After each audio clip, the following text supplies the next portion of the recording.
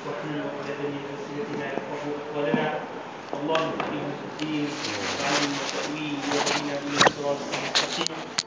اللهم إنا نسألك الهدى والتقى والعفاف والغنى. صل اللهم على سيدنا محمد عبدك ونبيك ورسولك النبي الأمي وعلى آله وصحبه وسلم. وبعد. Alhamdulillah, syukur kita kepada Allah Subhanahu wa taala kerana keizinan dan juga peluang yang diberikan kepada kita pada malam yang insya-Allah diberkati oleh Allah Subhanahu wa taala di kediaman Uncle Shuaib, yang insya-Allah kita doakan supaya diberkatilah kan ahli keluarga, isi rumah dan sebagainya insya-Allah. Kerana kita harapkan keberkatan ilmu ni menjadi wasilah untuk Allah Subhanahu wa taala memakbulkan doa kita pada malam ini. Amin ya rabbal alamin. Jadi insya-Allah pada malam yang berkat ni saya minta maaf lah saya duduk kat sini kursi besar sikit kan. Saya minta maaf sebab kaki sikit-sikit kan terguling-guling sikit atas jalan kan. Saya minta maaf lah jatuh motor sikit. Perjuangan biasa kan, mehnah dan tribulasi tu ni kan. Oh ya Ustaz ni tak ada. Itu lebih kurang lah kan. Insya-Allah alhamdulillah lah. Kita kata masih lagi diberi kesempatan oleh Allah Subhanahu wa taala kita sama-sama sambung selepas dah mati beberapa minggu, 3 minggu kan saya. Sudah hari haji dan sebagainya. Jadi insya-Allah kita sambung balik pada malam yang berkat ini. Okey. Tuan-tuan yang saya kasihi sekalian, tuan-tuan dan puan yang saya kasihi sekalian, insya-Allah pada malam ini kita ambil satu tajuk ya. Satu tajuk iaitu 4 model, saya beri tajuk ni lah. Kita kata 4 model koeksistensi coexistence, keharmonian hidup bersama, model hidup bersama daripada pedoman sirah Nabi Muhammad sallallahu alaihi wasallam. Kita cuba ambil tajuk pada malam ni lah. Mungkin tuan ada tanya-tanya lah, tuan dan puan tanya, bukan kita ada bincang Hakul Mubin ke? Bukan takbih lagi ke perbincangan Hakul Mubin tadi? Sebenarnya kita masuk kepada perbincangan kali ini untuk kita nak bentangkan sedikit solusi solusi. Sebelum ni kita bincang atas dasar kita respon terhadap idea sekutu kan, kalau sekadar respon. Tapi kalau kita tidak menemukan solusi, maksudnya kita tak ada apa-apa benda yang positif buat umat ni. Jadi kita malam ni kalau kita boleh silakan tuan. Kan, kalau malam ini kalau kita boleh, kita cuba nak ambil satu solusi. Kita cuba perbincangkan yang kita ambil daripada Nabi sallallahu alaihi wasallam, daripada sirah baginda Rasulullah sallallahu alaihi wasallam. Tuan-tuan dan puan-puan, kita nak mula macam mana? Okey, dia lebih kurang macam ni lah, tentang berkaitan dengan idea umat. Bila kita cakap tentang umat Nabi sallallahu alaihi wasallam, dia macam ni. Nabi Muhammad sallallahu alaihi wasallam, sebagaimana yang kita tahu, adalah the last prophet ataupun the last messenger, yang terakhir sekali diutuskan ke mana? Ke umat manusia. Okey? Dan baginda Rasulullah sallallahu alaihi wasallam membawa satu ajaran yang digelar sebagai ajaran Islam, ya kan? Ajaran Islam yang dalam masa yang sama digelar dengan kita kata perjanjian terakhir, the last testament. Sebagaimana yang kita kata sebelum ni, ataupun sebagaimana yang diketahui oleh agama Yahudi atau Kristian, kalau agama Yahudi dipanggil sebagai the Old Testament kan, Bible Taurat kan.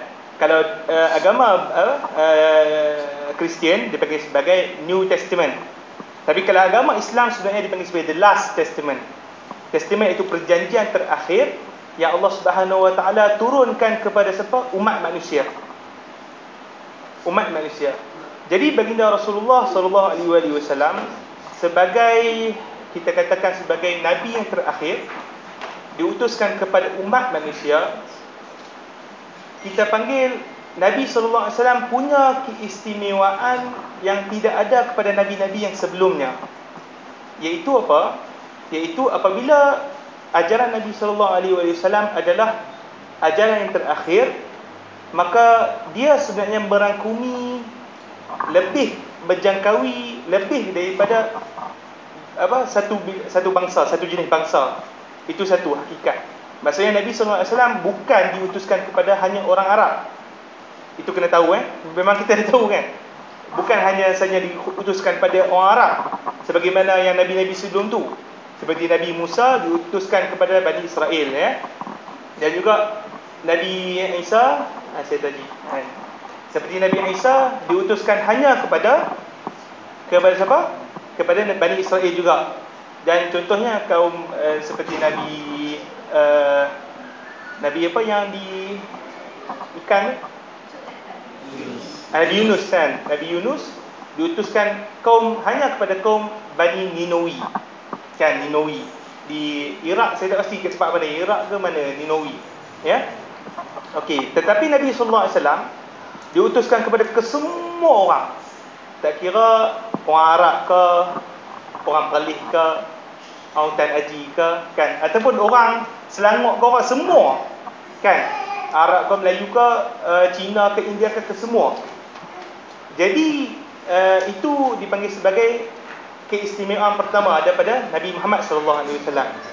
Kemudian keistimewaan yang kedua ada kepada Nabi SAW adalah ajaran Nabi SAW itu berkekalan mula daripada Nabi SAW diutus menjadi Rasul sehinggalah sampai hari kiamat.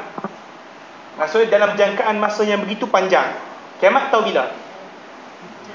2012. Tidak, bukan 2012. Tak tahulah bila kan kiamat. Tapi sampai kiamat lah. Berterusan ajaran Nabi SAW. Maksudnya menjangkaui daripada sempadan bangsa, tempat, bahkan menjangkaui sempadan zaman. Kan? Maksudnya sesuai untuk 1000 tahun sebelum ini, 1400 tahun sebelum ini, dan berterusan. Tak tahu lepas ni zaman apa. Kan? Sebelum ni Paleolitik ke, Mesolitik ke semua. Sekarang ni zaman moden, dan seterusnya tak tahu zaman apa. Zaman atom ke zaman apa, tak tahulah. Kan? Nabi SAW ajaran dia kita kata berterusan sampai terakhir, sampai dunia ni kiamat lah. Jadi itu yang dipanggil sebagai keistimewaan yang ada pada ajaran Nabi SAW. Ya. Okey. Apabila Nabi SAW ni diutuskan kepada umat manusia, ya, umat manusia, maka kita katakan bahawa sebagaimana disebut oleh Al-Imam Ar-Razi, Imam Fakhruddin Ar-Razi, dan juga Imam Murtaza Zabidi, bahawa umat manusia ini keseluruhannya adalah umat Nabi Muhammad SAW. Kesemua adalah umat baginda Rasulullah SAW. Jadi kita katakan Imam Fakhruddin Ar-Razi membahagi duakan umat ini kepada dua bahagian. Berapa bahagian? Dua bahagian. Kalau orang yang mengakui dan mengikuti ajaran Nabi SAW, itu dipanggil sebagai ummatu al-ijabah. Yang pertama dipanggil sebagai ummatu al-ijabah. Itu orang Islam lah macam kita ni. Kita mengakui kerasulan Nabi SAW, kita mengakui akidah Nabi SAW, dan Tuhan apa saja yang dibawa oleh Nabi SAW. Okey. Umat yang kedua adalah umat yang belum menerima ajaran Nabi SAW. Umat ni, umat yang kita kata masih lagi dipanggil sebagai non-Muslim ataupun kafir. Bolehlah macam-macam kan. Itu dipanggil sebagai ummatu ad-da'wah. Ini dinukilkan daripada Imam Ar-Razi dalam tafsir dia. Dapat Dapat kita kata setakat tu. Okey. Kemudian kita katakan kesemua daripada umat, kesemua makhluk dekat alam ni ataupun kesemua manusia di alam ni adalah umat Nabi Muhammad sallallahu alaihi wasallam. Tak kiralah nama dipanggil sebagai ummatul ijabah, iaitu orang Muslim, ataupun ummatu ad-da'wah yang dipanggil sebagai non-Muslim. Baginda Rasulullah sallallahu alaihi wasallam telah meninggalkan kepada kita beberapa modul. Modul macam ni kan. Beberapa model, model kepada umat Islam, terutama kita ni, umat baginda Rasulullah sallallahu alaihi wasallam, orang Islam, bagaimana berinteraksi dengan umat yang pelbagai. Iaitu kita kata bagaimana berinteraksi di antara Muslim dengan Muslim, dan juga Muslim dengan non-Muslim. dengan kita kata pelbagai akidahnya, pelbagai kepercayaannya, pelbagai amalannya dan sebagainya. Bagaimana untuk berinteraksi? Ini yang kita katakan, kita nak cari model-model ni. Interaction between Muslim and Muslim, or Muslim or non-Muslim. Kan, kita nak cari bagaimanakah Nabi SAW mengajar umat dia tentang interaksi yang terbaik di kalangan umat baginda Rasulullah SAW yang mulia ni. Tak kira apa-apa jenis agama. Jadi kita katakan, sebenarnya kalau kita lihat dalam sirah An-Nabawiyah, sirah Nabi SAW, kita akan nampak 4 model interaksi yang sangat-sangat mulia ditunjukkan dalam sirah Nabi SAW. Okey, 4 model tersebut, tuan-tuan dan puan-puan, adalah yang pertama, model interaksi Nabi SAW ataupun masyarakat Muslim terhadap masyarakat jahiliah yang berada di Makkah.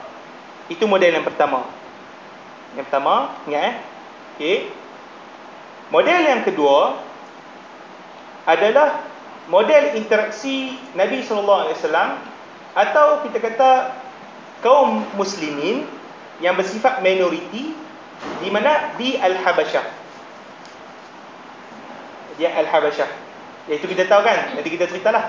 Sebelum penghijrahan umat Islam, para sahabat ke mana? Ke Madinah, dia pergi ke Habasyah dulu. Kan? Dia ada 2 kali kan di Habasyah. Okey. Itu yang model yang kedua. Dan model yang ketiga adalah kehidupan Nabi SAW berserta dengan kaum muslimin pada fasa pertama di Madinah. Dia di Madinah ni kita bahagikan kepada ada 2 fasa. Okey. Model yang ketiga ni fasa pertama. Maksudnya apa? Maksudnya komuniti Muslim, ya, komuniti Muslim berada di Madinah itu anggaran lebih kurang 60%. Kita kata majoriti di Madinah adalah Muslim, tetapi dalam masa yang sama juga non-Muslim pun ramai, 50%. Maksudnya ada Yahudi dan sebagainya. Kaum Yahudi kan ada 4, iaitu Bani Qaynuqa, Bani Quraizah, Bani Nadir dengan Bani Mustaliq. Kan, 4 Yahudi yang berada di komuniti di Madinah ni membentuk komuniti non-Muslim antara yang terbesar. Sebab kaum Arab, Aus dan Khazraj, mereka masuk Islam. Kan? Jadi kita kata kewujudan Yahudi yang 4 kabilah ini membentuk komuniti non-Muslim yang banyak juga di Madinah. Itu pada fasa yang pertama.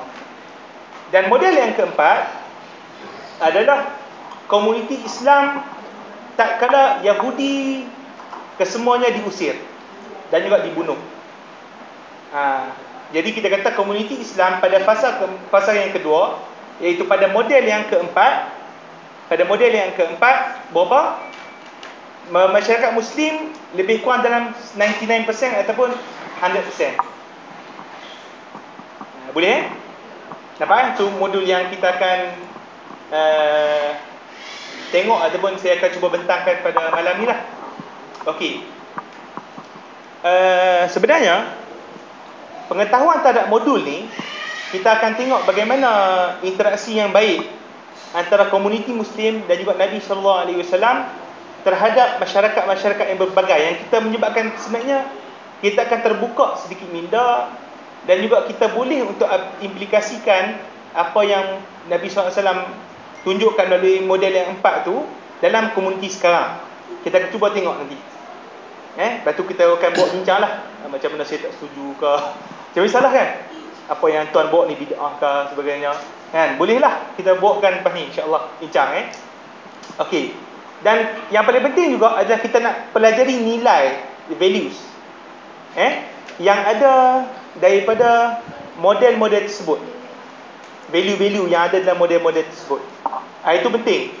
Sebab pembelajaran Islam, kita kata macam sebelum ni Uncle cakap kan, kita kadang-kadang ustaz hanya banyak mempercakapkan halal haram, boleh tak boleh kan.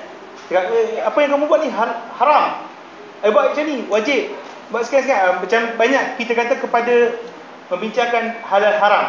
Tapi sebenarnya kalau kita boleh ke depan sedikit, untuk kita bawa sedikit perbincangan berkenaan dengan value ataupun nilai-nilai yang kita boleh ambil faedah daripada mana? Daripada baginda Rasulullah sallallahu alaihi wasallam.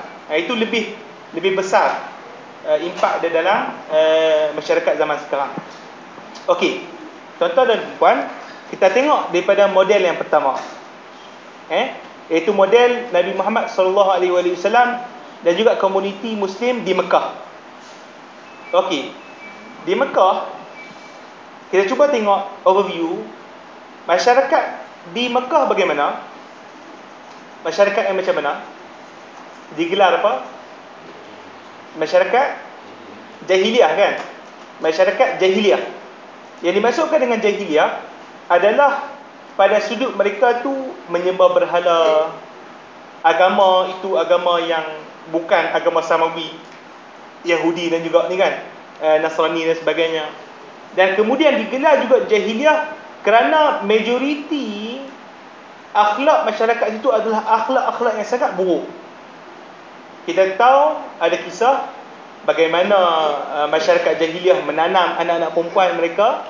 Kenapa? Kerana malu. Kerana anak perempuan ni dipanggil sebagai, macam orang Cina kata, bok sui, bok sial, dipanggil sebagai macam tu, kan? Disebut dalam Quran bagaimana macam-macam lah, kan? Dan yang kedua, kita kata masyarakat jahiliah juga sangat-sangat popular dengan benda yang menzalimi orang lain. Seperti apa? Riba, penzaliman peniaga terhadap penjual, kecurian dan sebagainya. Macam teruklah sangat akhlak di kalangan apa? Masyarakat jahiliah. Dan Nabi SAW bagaimana berinteraksi dengan golongan-golongan macam ni? Kita tengok orang-orang yang zalim, orang jahat tu biasalah, kan? Macam kita kata, kita duduk di kalangan kesemuanya syaitan. Contohan, ada kita dan juga beberapa orang yang baik. Yang lain semua pencuri, perampok, nagih dadah, apa lagi? Macam-macam lah. Macam jenis orang, iman tak ada, apa semua tak ada. Jadi macam mana Nabi SAW berinteraksi? Jawapan dia adalah baginda Rasulullah SAW menilai mereka itu pada sudut apa? Pada sudut ada stil ataupun kebaikan-kebaikan yang perlu di-highlightkan daripada golongan jahiliah. Ya, kita kata majoriti akhlak kesemuanya jahat. Dia bukan kesemua, kebanyakannya jahat. Tapi still ada benda baik yang dalam jahiliah tersebut perlu di-highlightkan. Seperti apa? Seperti orang jahiliah ni terkenal juga dengan sifat pemurah mereka. Pemurah. Walaupun dia jahat macam mana, tapi still ada sifat pemurah. Iaitu baginda Rasulullah SAW. Bila baginda Rasulullah SAW ni, seperti yang diriwayatkan dalam hadis, apabila baginda Rasulullah SAW menyebut nama seorang yang bernama Abdullah bin Jud'an, baginda Rasulullah SAW ni akan sengih-sengih, senyum. Macam contoh dia kata, Abdullah bin Jud'an. Macam tu lah kan baginda Rasulullah SAW, kan? Dia senyum. Macam ada benda yang dia suka terhadap Abdullah bin Jud'an tadi. Sehingga kan Sayyidatina Aisyah ini bertanya baginda Rasulullah SAW, kenapa Rasulullah setiap kali menyebut nama Abdullah bin Jud'an? Ada juga satu seorang nama ni seperti Hatim ibn Adi. Baginda Rasulullah SAW tersenyum. Sedangkan mereka ni kesemua geng musyrikin, tak pernah Islam pun, kan? Memang tak Islam. Tapi baginda Rasulullah SAW tersenyum bila sebut nama mereka. Kenapa, tuan-tuan? Kerana baginda Rasulullah SAW bila ditanya oleh Sayyidatina Aisyah tadi, baginda Rasulullah SAW menjawab. Baginda kata, tahu tak siapa dia Abdullah bin Jud'an tu? Abdullah bin Jud'an ini adalah pemilik teko ataupun periuk yang besar. Yang mana daripada periuk tersebut, dia akan bersedekah kepada orang-orang fakir miskin. Bagi makan. Maksudnya orang pemurah sungguh. Kalau ada masalah ke apa, dia akan bagi makan. Dia semua sekian-sekian. Dapat Dan juga Abdullah bin Jud'an juga adalah orang ataupun yang orang yang bertanggungjawab mengumpulkan golongan-golongan pembesar musyrikin ataupun golongan-golongan pembesar Quraisy untuk menuntut hak bagi orang yang menzalimi seorang peniaga. Yang dipanggil sebagai kisah dikumpulkan pembesar-pembesar musyrikin, pembesar Quraisy di rumah dia tu, dipanggil peristiwa Hilfu Fudul, ya, masyhurlah Hilfu Fudul. Dan Nabi SAW iktiraf perbuatan tersebut walaupun orang tu orang apa? Non muslim, orang kafir. Tapi baginda Rasulullah SAW iktiraf perkara tersebut. Nampak Rasulullah SAW, kalau benda tu baik, kita kena iktiraf. Walaupun orang itu bukan orang yang Muslim, orang yang berakidah seperti akidah kita. Itu perbuatan pertama, interaksi pertama terhadap Nabi SAW, iaitu mengiktiraf benda yang baik walaupun orang tu bukan orang Islam. Kalau kita Cina jahat, contoh kan, Cina jahat ni aku rajang dulu. Tak ada langsung kita kata iktiraf terhadap benda baik yang dibuat oleh dia, sebagainya, akhlak yang mulia. Muslim memang kita tidak melihat kepada kepada si pelaku tadi, iaitu kita mesti melihat pada nilai yang dia cuba tunjukkan. Okey, itu interaksi yang pertama. Dan interaksi yang kedua adalah baginda Rasulullah sallallahu alaihi wasallam, walaupun keadaan menekan, baginda Rasulullah sallallahu alaihi wasallam masih menjadi seorang yang kita katakan individu yang aktif dalam komuniti dia. Ini baginda Rasulullah SAW. Walaupun kesemua orang kafir kan, orang bukan non-Muslim, Nabi SAW dan juga umat-umat Islam yang lain still menjadi komuniti yang aktif, terlibat dalam kerja-kerja kemasyarakatan. Iaitu apa contohnya seperti apa? Iaitu hadis Nabi SAW. Sebab tu baginda Rasulullah SAW menerima wahyu yang pertama, menerima wahyu yang pertama di dalam mana? Di Gua Hira kan? Di Gua Hira. Selepas tu baginda Rasulullah SAW buat apa?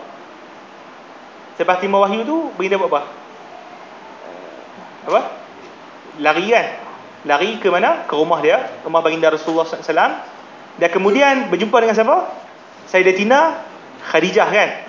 Kemudian Nabi SAW mencakap apa? Zamiluni, selimutkanlah aku. Dan kemudian baginda Rasulullah SAW kata, aku takut terhadap diri aku. Kemudian apa kata Sayyidatina Khadijah? Siapa tahu jawapan Sayyidatina Khadijah terhadap Nabi SAW tu? Siapa tahu?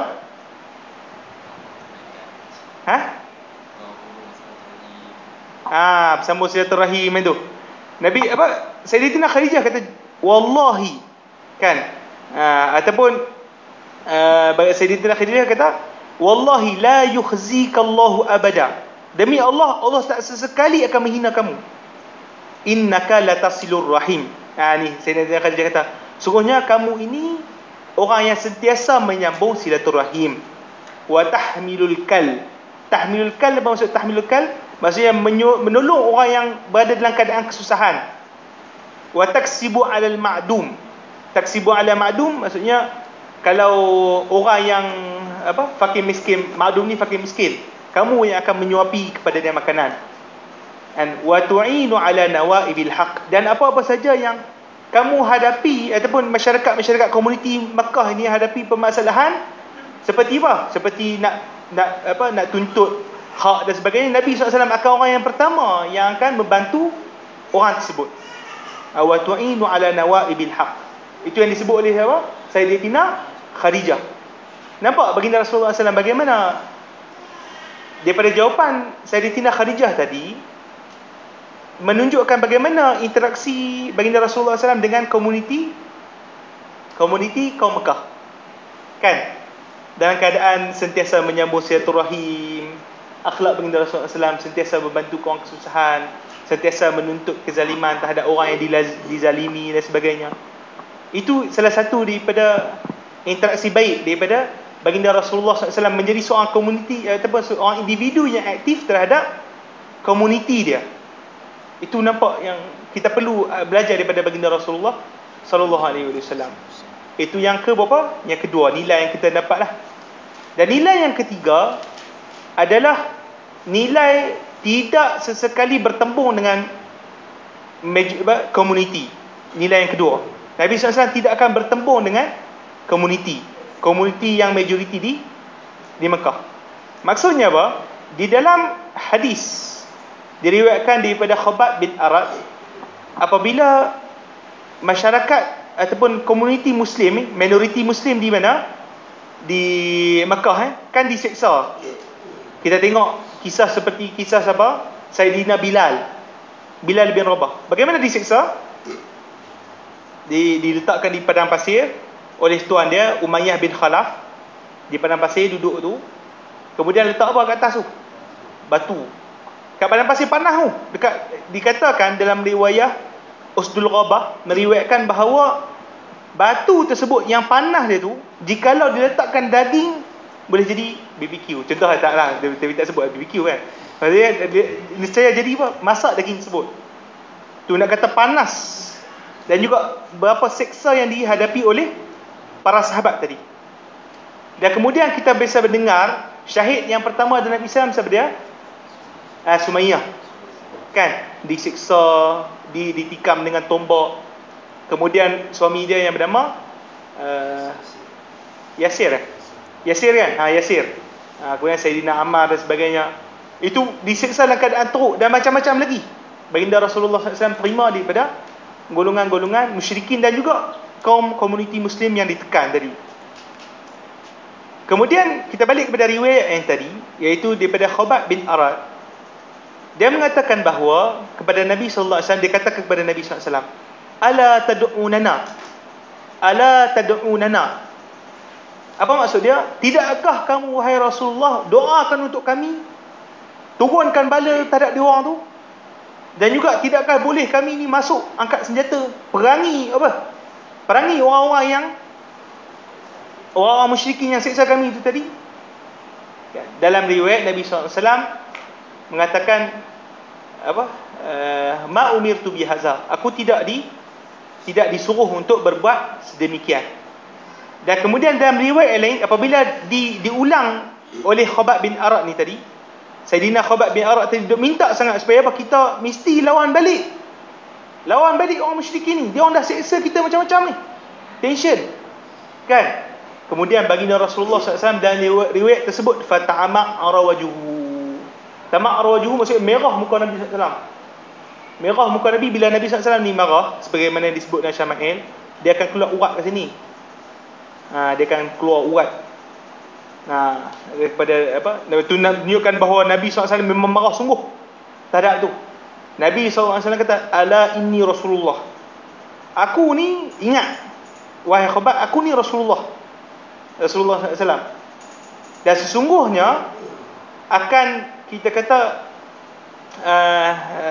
sesungguhnya seorang lelaki pada zaman dulu akan dibawa di hadapan pemerintah yang zalim ataupun orang yang jahat, dan kemudian diletakkan gaji daripada atas kepala dan digaji sampai putus, sampai bawah, dan kemudian diseksa dengan apa? Diletakkan dalam kawah yang panas, kawah timah dan kawah yang sebagainya, diseksa macam tu. Tetapi apa? Tetapi kekal mereka dalam agama mereka. Tu maksudnya Nabi SAW nak suruh bersabar. Tak boleh untuk kita kata bergaduh.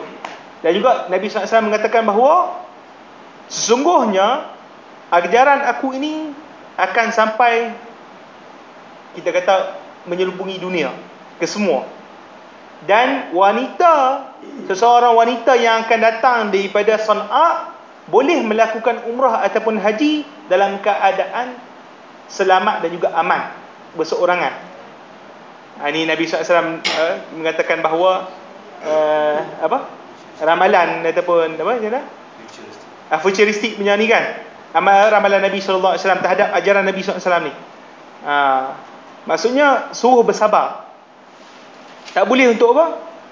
Bertembung dengan golongan-golongan musyrikin Mekah. Tak boleh nak mengangkat senjata ke nak apa. Nabi SAW kata suruh bersabar dalam menghadapi masalah-masalah yang ditekan oleh mereka. Jadi tuan-tuan dan puan, ini jenis interaksi yang ketiga, iaitu tidak boleh bertembung, tidak menyalakan apa-apa jenis pertembungan mahupun yang dipanggil sebagai provokasi ke, ataupun yang dipanggil sebagai apa-apa jenis pertembungan lah, kan? Tidak, yang ni sangat-sangat dihalang oleh baginda Rasulullah sallallahu alaihi wasallam. Inilah kalau kita tengok contoh model inilah yang kalau kita nak implikasikan pada zaman sekarang, kita tengok bagaimana umat Islam ditekan pada isu-isu yang sebelum ni, iaitu seperti komuniti-komuniti Islam di Soviet Union, kan? Soviet Union, iaitu kita tengok dalam keadaan pemerintahnya bukan Islam, okey, dan kemudian komuniti Islam itu ditekan setekan-tekannya. Itu juga yang berlaku di mana? Di Turki, kan? Mustafa Kemal berpegang dengan ajaran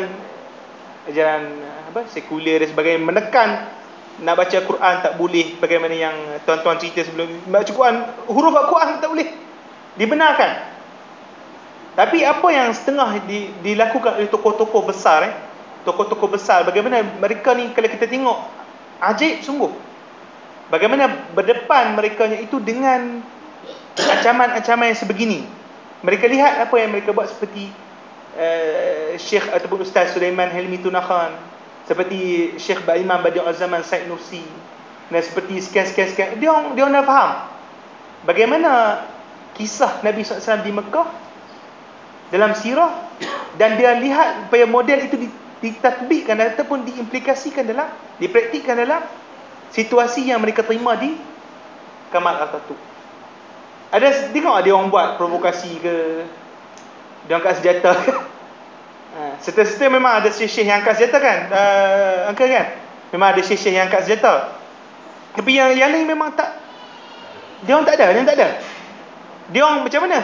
Kalau tempat dia orang kena serbu, yang siapa cerita kat saya yang kalau Ustaz Helmi punya, kalau dia orang punya tempat gudang kena serbu, pergi tempat lain pula, kan? Tempat B pula kena serbu, pergi tempat C. Siapa Amirul cerita, dia mengajar dalam train pula.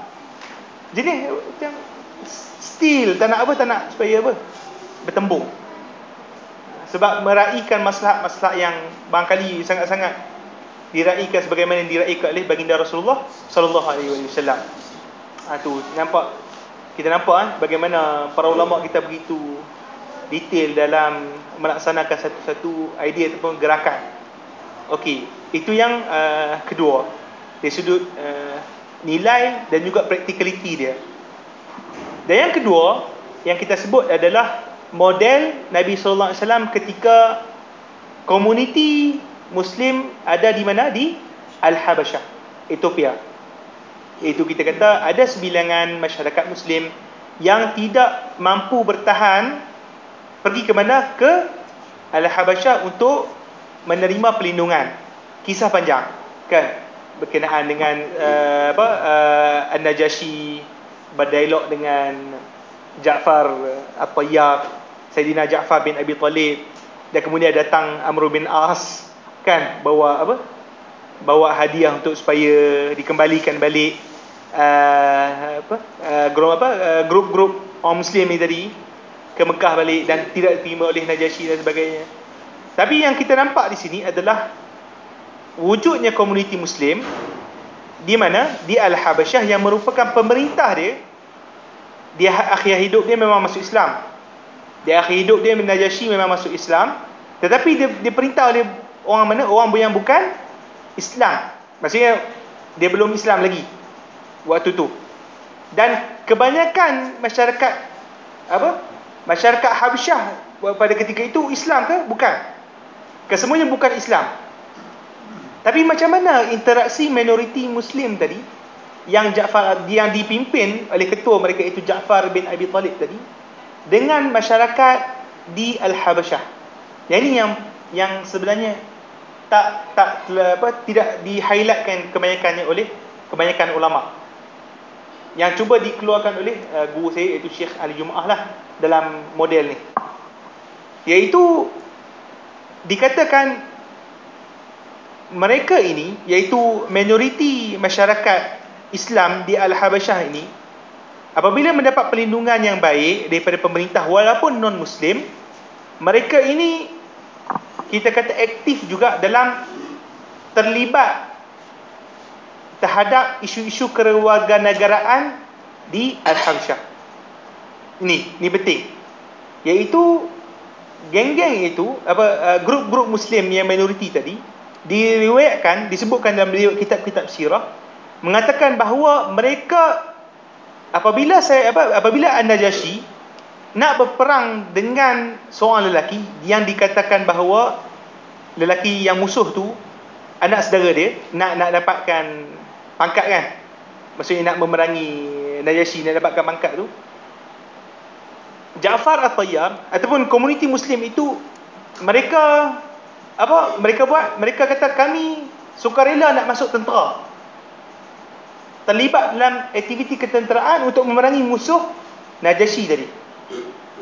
Ni penting ni. Kita kata keterlibatan dalam tentera, terlibat dalam masalah isu walak ni. Kan, isu walak, bukan walak ni. Walak apa? Bukan walak bai'ah isu yang kita cakap sebelum ni. Isu parti tak bukan? Kan, talak 3 tu kan. Ni isu walak kenegaraan. Walak terhadap kesetiaan kepada satu negara, kewarganegaraan dan sebagainya. Iaitu kita kata walaupun tidak dikatakan letak sebagai secara undang-undangnya mendapat warganegara Habsyah contohnya kan, tetapi kiranya nilai yang ditunjukkan oleh Najasyi tadi, iaitu memberi perlindungan kepada kaum muslimin, menerima sebagai masyarakat yang baik, sehingga akan dikatakan dalam riwayat, jikalau ada orang yang cuba menghina kaum muslimin akan dikenakan denda. Tu Najasyi bukan non-muslim tu, non-muslim. Maksudnya kalau orang yang bukan Islam cuba menghina kaum muslimin akan dikenakan denda. Ada sebut dalam riwayat sirah. Jadi kita tengok interaksi para sahabat ini, mereka terlibat nak masuk pada tentera Najasyi untuk apa? Untuk memerangi musuh.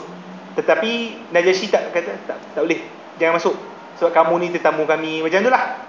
Kami kena jaga kamu baiklah sebagainya kan. Okey. Dan kemudian apabila mereka ni tak dapat masuk dalam tentera, sebagaimana diriwayatkan oleh Ummu Salamah sendiri, kan, Ummu Salamah sendiri mengatakan, yang mengikut sekali untuk berhijrah ke Al-Habasyah tu, mengatakan bahawa tidak ada satu benda pun yang lebih menggembirakan kami melainkan kami mendengar kemenangan tentera Najasyi terhadap anak saudara dia. Tu penting. Maksudnya orang kafir kan menang perang lawan orang kafir yang lain, tapi umat Islam gembira. Kalau kita macam mana boleh gembira terhadap orang kafir ni? Betul, kita bergembira kepada Islam saja tuan-tuan. Kan? Selalunya kita macam itulah. Kan? Ataupun kita berpindah ke mana Britain ke apa. Tak boleh, macam mana kamu boleh minta warga negara daripada orang yang kafir dan sebagainya. Kalau macam mentaliti tu still ada kepada setengah-setengah orang yang ekstrim. Tapi kalau kita tengok nilai ni yang ditunjukkan oleh Nabi SAW dan juga nilai yang ditunjukkan oleh para sahabat Nabi SAW ni, kita tengok bahawa macam mana nak terlibat dalam tentera, lepas tu setia terhadap negara, sehingga kan apa, nak bantu tentera dan juga berdoa untuk Najasyi, doa kan, berdoa.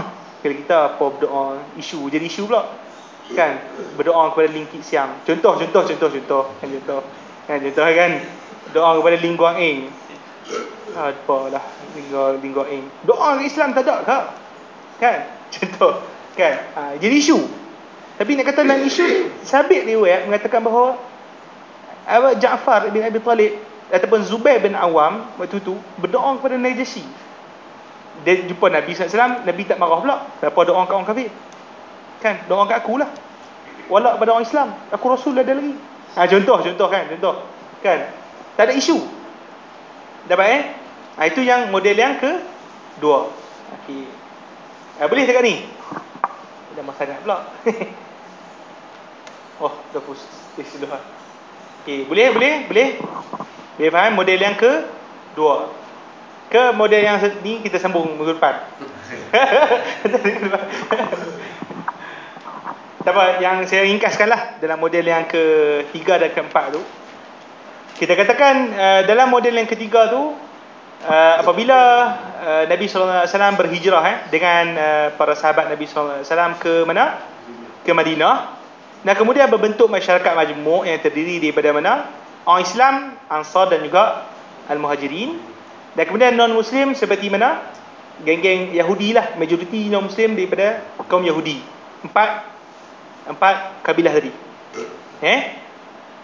Yang mana Nabi SAW, kita kata, buat masjid. Tapi yang paling penting sekali adalah Nabi SAW membuat yang dipanggil sebagai piagam Madinah tu. Al-Wasiqah. Kan? Ataupun Sahaif Al-Madinah. Dia buat piagam Madinah yang dipanggil sebagai kontrak sosial yang pertama dalam dunia, ke semua dunia ni. Kontrak sosial yang pertama sebelum dipercakapkan oleh Jean-Jacques Rousseau. Rousseau. Dia punya Jean, Jean ke Jan, saya tak tahu sebut macam mana. Jean, Jacq, Jack. Apa salah kan, abang ni lah, abang Ju tahulah kan. Jean Rousseau dia mencakapkan pasal isu kontrak sosial. Perlunya masyarakat majmuk ini meterai kontrak sosial dan sebagainya pada kurun ke-18. Kan? Tapi Nabi SAW buat awal lagi. Waktu bila? Waktu piagam Madinah tu. Yang kalau kita katakan detail lah, pembincangan piagam Madinah ni kena detail kalau nak kaji.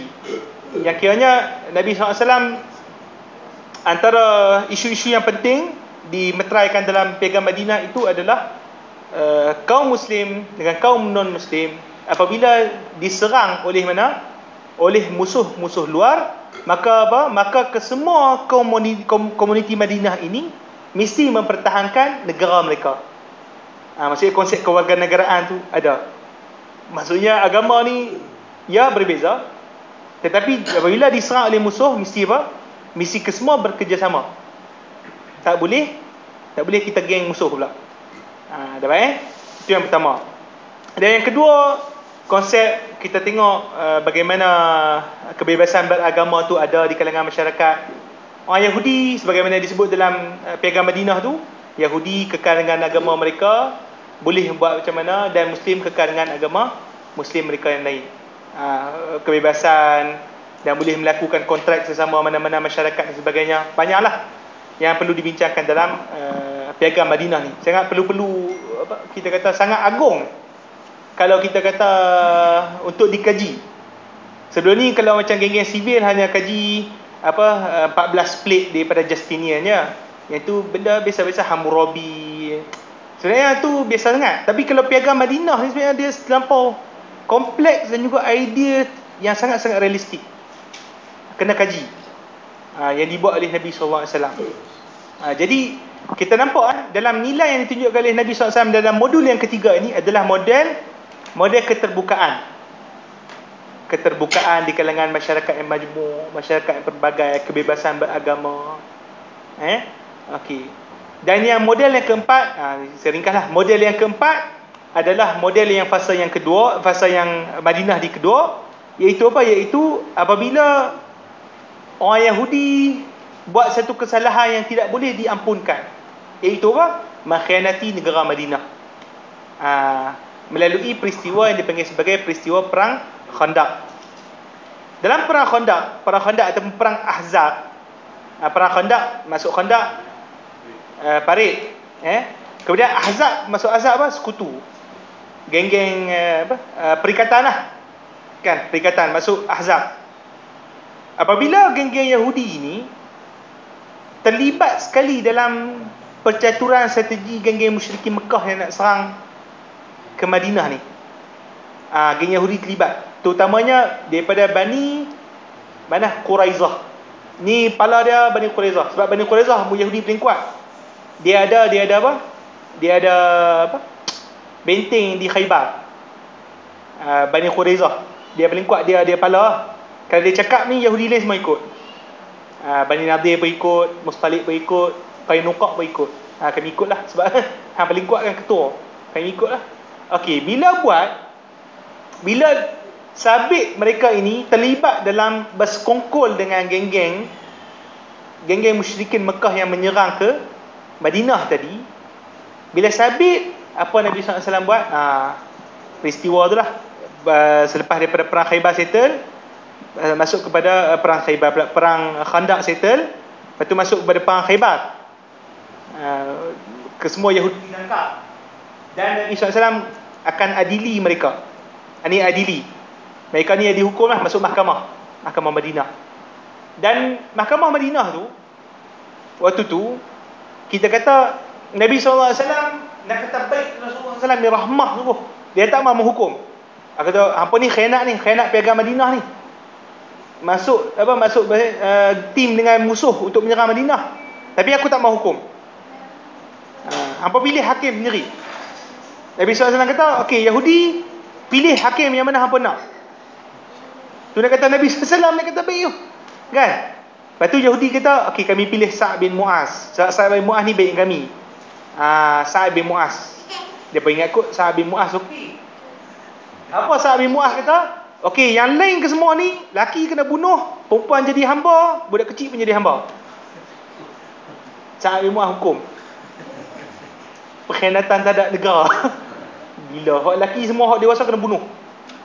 Hak yang tua kena buang. Tak bunuh lah, hak yang tua kena buang negara. Kan, hak yang kecil perempuan jadi hamba sahaya. Tu kira terkejut lah yang Yahudi ni. Alahai, kan? Macam mana yang semua ni kena bunuh? Tapi yang kena bunuh tu tim ni lah, Quraizah saja. Quraizah saja, yang Nadir dan sebagainya ada sikit lagi yang still terlepas lah. Ada pendapat pengampunan, dan ada memakai kita kata apa? Macam mana istilah dia, jiwa. Istilah jiwa tu maksudnya pengampunan diminta berdasarkan syafaat orang-orang tertentu. Contohnya yang berlaku pada Zubair Al-Qurazi. Zubair Al-Qurazi ni, dia dah kena bunuh lah, dia kena pancung lah, sebab hukuman tadi. Seorang sahabiah perempuan ni, nama seorang sahabiah ni, dia mengatakan bahawa aku kenal Zubair ni, dia baik dengan family aku sebagainya, kan, suami aku. Jadi aku minta supaya dia ni dilepaskan. Seorang perempuan tadi, dia minta siapa? Zubair Al-Qurazi yang ini dilepaskan. Dan Nabi SAW kata, okey, tak apa, lepas. Berdasarkan macam itulah syafaat ni, berdasarkan syafaat orang ajar yang perempuan tadi, saya lupa nama, kan, perempuan tadi, kan. Lepas tu dia tak kena bunuh lah. Bebas lah. Okey, tak apa, pergi buat kerja kau. Macam tu lah, kan. Yang lain KO, bunuh semua. Lebih kurang komuniti Yahudi lebih kurang 800 orang yang kena bunuh waktu tu. Ramai lah. Jadi kalau kita tahu cerita yang sebenar, nanti kalau baca dalam kursus sejarah Orientalis, dia kata Nabi jahat sungguh, Nabi suruh bunuh apa.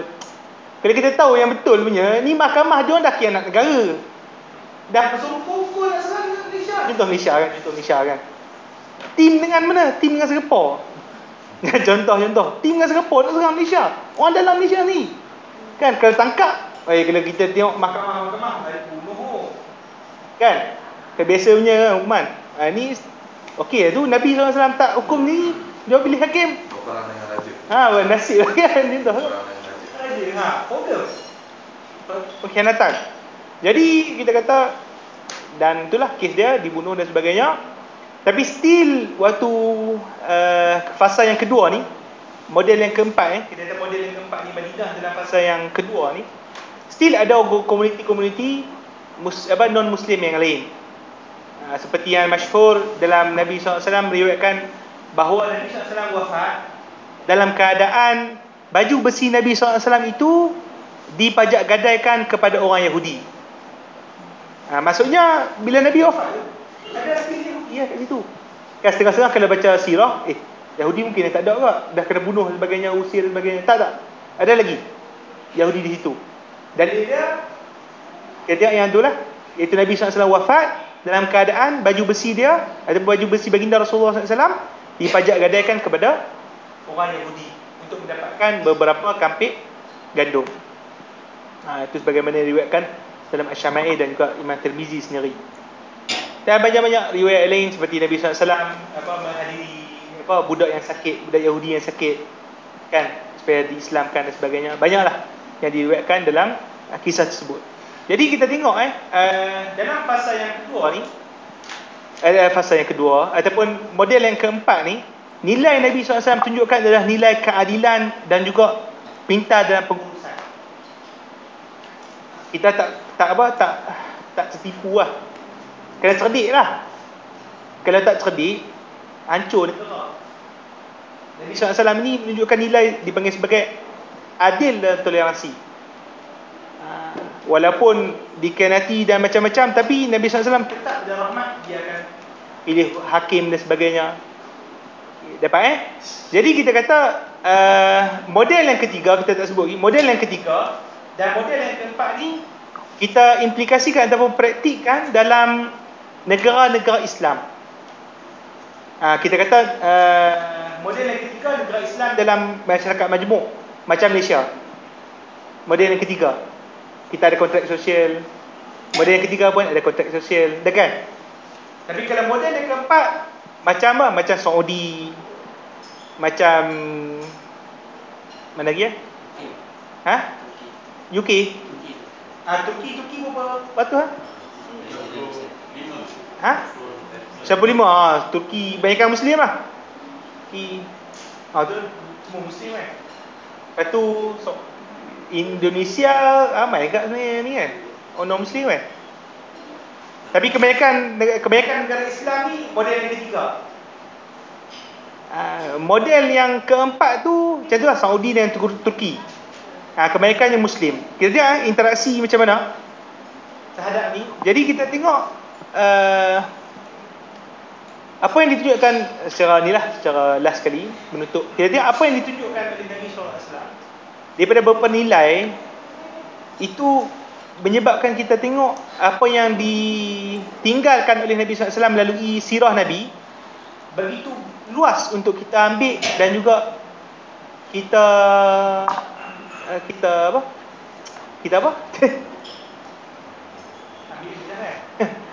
kita contohi kan, kita contohi yang kita kata melangkaui ke semua jenis negara. Kita tengok kalau 4 model terkeluar daripada realiti umat Islam sekarang. Kita kata ada komuniti Islam yang ditekan, seperti contoh China kan, kaum Uighur. Dan ada minoriti Muslim yang hidup dalam keadaan aman, seperti inilah Europe, Britain dan sebagainya. Dan ada komuniti Muslim yang dalam keadaan majoriti, yang hidup di Malaysia dan masyarakat majmuk. Dan ada masyarakat Muslim yang hidup dalam kebanyakannya memang adalah Muslim saja, Saudi dan Turki. Nampak kita kata kesemua masyarakat dunia ni tak keluar daripada apa? Daripada 4 model yang kita cuba sampaikan kepada tuan-tuan dan puan-puan tadi.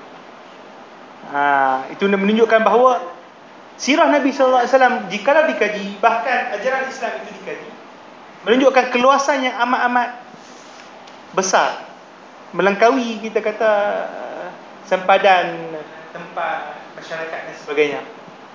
Okey Okey. Itulah setakat ni kan. Dibincangkan. Saya sikit dekat sini perbincangan panjang lagi. Perbincangan kalau disebut dalam kitab ni ataupun dalam kitab At-Ta'ayush kitab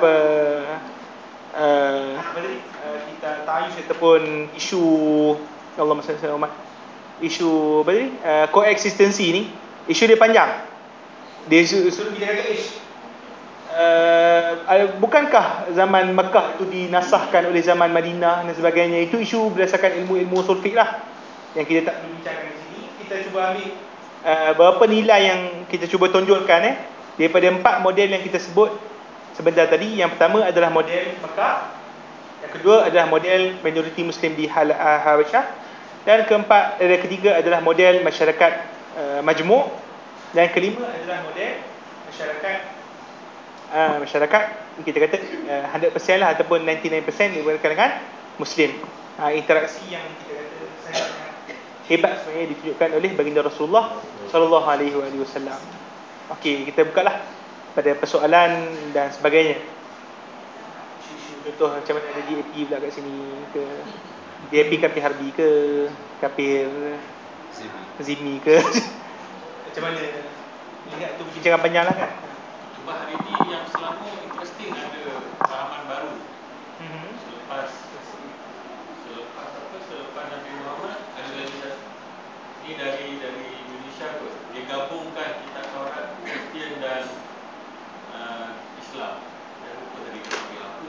Billah. Hari ni kita makan satu kumpulan community. Dan tapi dia banyak bukan lama dia kata susah nak ni dia dah. Oh, Billah Ibrahim ada masuk khabar ada luar kan. Kenapa tu? Ada problem? Tak kenal dia dah bentuk satu community. Oh, community ni. Community yang ni. Bukan Islam tu. Contohnya. Soalan dia kita. Macam bila kita ambil satu model yang whereby masa itu Muslim ditekan kan, Rasulullah Muslim ditekan menjadi seksa semua, tapi Rasulullah tak izinkan untuk melawan. Kita boleh relate kan keadaan sekarang masa tu dengan keadaan kita sekarang ni. Kita claim kita kita kena zalim ni, rakyat kena zalim ni, pemimpin yang zalim, mungkin buat ni buat semua. So ramai yang suka bangkit melawan dan mendoakan pemimpin itu diganti ke apa-apa. Ada tak apa tu what you call it, some similarities between keadaan masa tu dengan sekarang? Boleh ke kita aplikasikan apa yang Rasulullah buat? Memang sangat boleh diaplikasikan. Sebab kita kata sekarang ni kan, dalam isu ekonomi kita jatuhkan sekali mesti ditekan mesti contoh ekonomi tak kira bukan orang Islam saja kan, ekonomi umat Malaysia lah kan.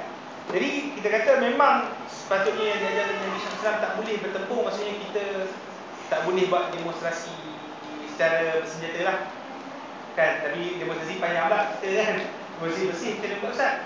Tu InsyaAllah boleh lah setakat mana tak ada provokasi, selagi tak ada fitnah lagi. Fitnah tu tak kira provokasi daripada polis ke, daripada geng ni. Kalau tiba provokasi, mesti wajib ke semua bersurat. Tak boleh ada keadaan kelang kabut yang menyebabkan nanti ada orang yang mati. Itu provokasi lah, itu tak boleh. Okey, jadi kita katakan bahawa apa yang ditunjuk oleh Nabi SAW ni, kita tak boleh membuat satu konfrontasi, dia panggil konfront. Tak boleh perbentungan secara memang direct punya gitu, tak boleh. Kalau nak ni pun nak konfrontasi mesti melalui jalan dia. Jalan dia seperti apa? Seperti undang-undang, kita buat laporan SDR ke, laporan hakim ke. Tapi ustaz, hakim pun menipu, SDR pun menipu. Tak apa, sabar. Dua cara kan? Sabar, dakwah cara dia pula. Salam hakim pergi rumah kan, rumah makan, tak boleh tipu kan, contoh kan. Itu kita kata memang konfrontasi style kita mengangkat senjata contohnya, ataupun memburukkan pemimpin sebagainya, itu tak boleh. Itu memang kita kata membuatkan satu jatuh pada imej kita punya negara lah. Yang aula bagi dapat saya adalah memang mesti melalui jalan undang-undang, mesti melalui jalan bagaimana susah pun mesti melalui jalan undang-undang. Walaupun undang-undang itu bukan undang Islam. Dari Islam. Walaupun bukan undang-undang Islam. Walaupun undang-undang Islam, walaupun bukan undang Islam. Macam ni Mekah ni. Walaupun dia bukan undang-undang Islam. Bukan undang Islam, mesti melalui kita kata jalan tadi, undang-undang tadi. Tapi bagaimana keadaan dia Ustaz? Kalau kebaikan tu ada pada pemimpin orang kafir dan keburukan tu pada pemimpin orang Islam, mana kita nak suruh? Hakim mana? Tak, maknanya bila kita berhadapan, ini ada seorang Islam, katalah dia pencuri, dan memang orang tahu dia pencuri. Lepas tu ada seorang orang kafir, tapi dia sangat aman, dan dia sangat jujur dalam perniagaan, dalam akhlak dia baik. Mana kita nak suruh?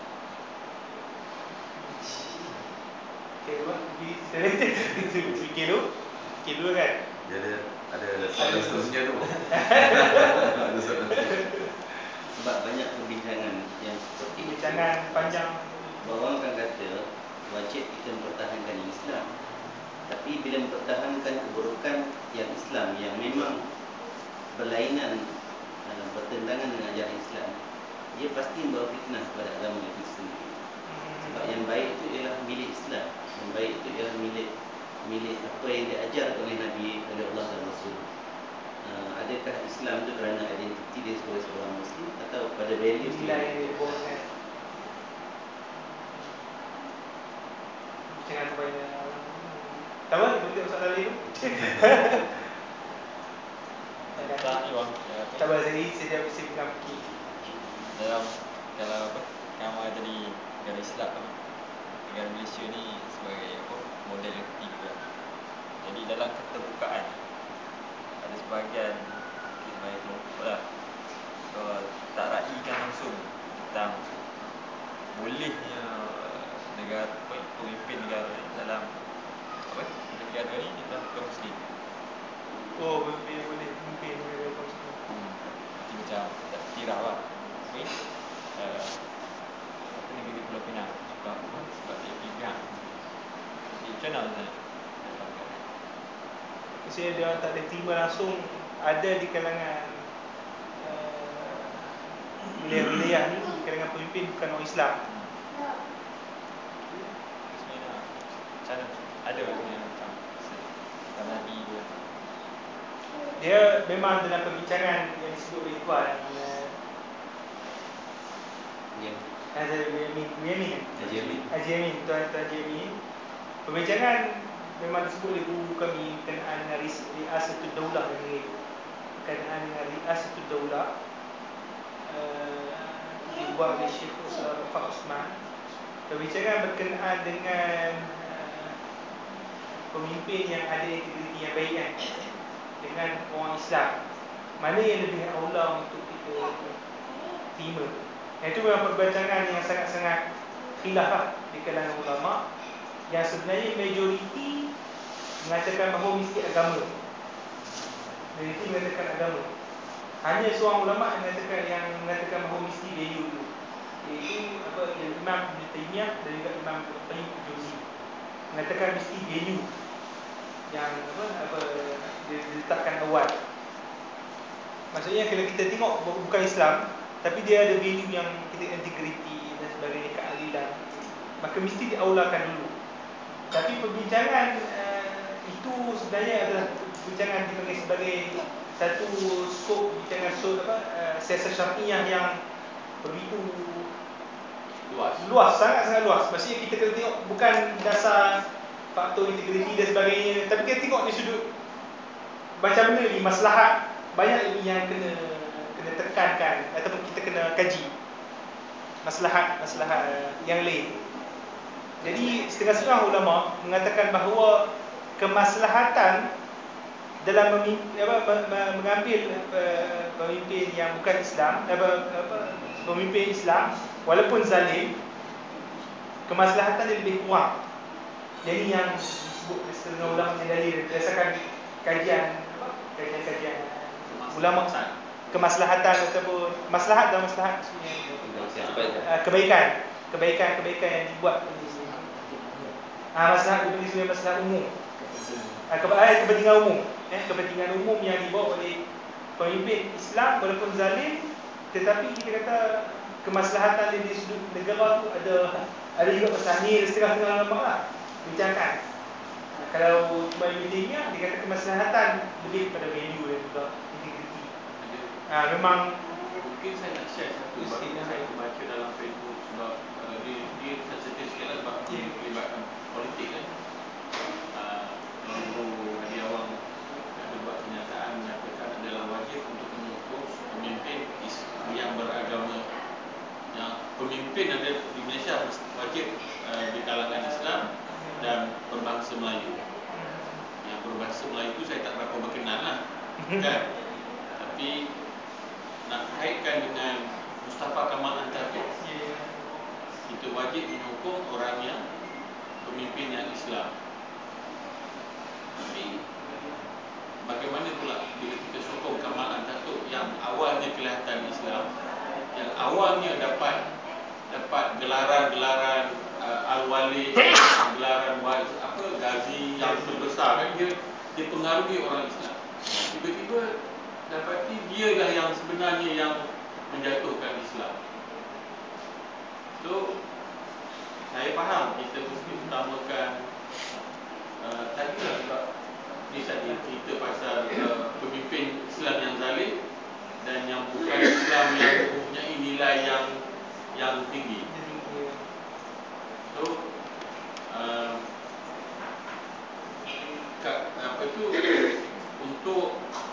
untuk menentukan kan judgement kan, untuk buat judgement sama ada orang, kita tak boleh buat judgement sama ada orang itu kafir atau Islam. Saya teringat satu pengajar dari Ustaz Helmi, saya ingat 3-4 minggu yang lalu, dia kata dalam Quran ada beberapa kenyataan dari Allah. Allah boleh buat macam tu, kamu kafir, kamu tu. Tapi ulama-ulama mengambil kenyataan tu, mengambil kenyataan dia sebagai seorang hamba, dia sendiri menjatuhkan hukum pada seorang hamba yang lain. So mengikut Abi Harun yang tu tak boleh, kita tak boleh buat judgement. Kita tak boleh buat judgement sama ada orang kafir tu, orang tu kafir pun, orang tu kafir ataupun tidak. Sama juga dia kata kita tak boleh kutuk inilah sisi. Kita marah dia, kita maki hamba, tiba-tiba nanti towards the end of dia punya life dia jadi baik. Tu macam mana kita punya dosa pada dia kan? Banyak kan? So yang ni quite tricky juga antara nilai dan zalim.